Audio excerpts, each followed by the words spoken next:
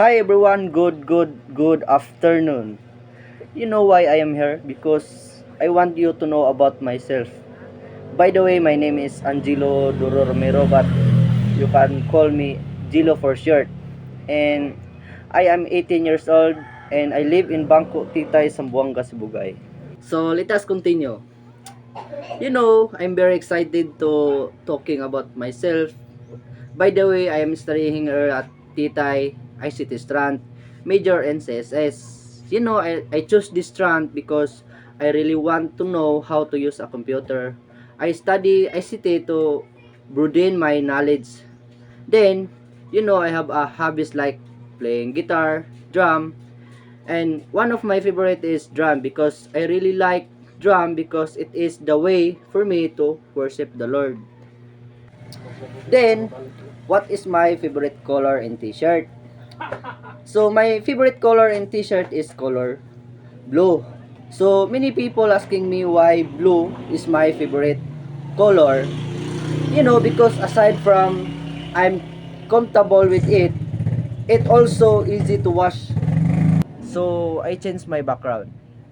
So, what is my favorite food?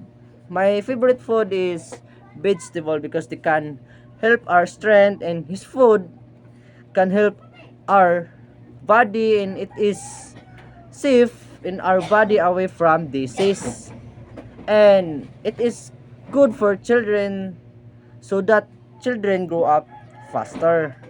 And another good thing about vegetable is that even if you eat it every day, it will get bitter and bitter. It will not harm our body. So, what is my job at home? My work at home is washing the dishes and sweeping the outside the house.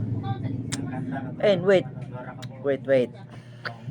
I forgot something to share. How many siblings are we?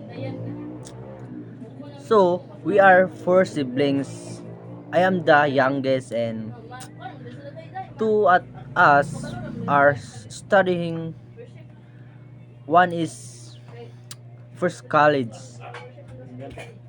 and two siblings are working, and my mother is out working. My father is at home. Sometimes he also work, but not always. Hi guys, thank you for watching my video about myself, and guys, don't forget to share my videos, and thank you guys. God bless.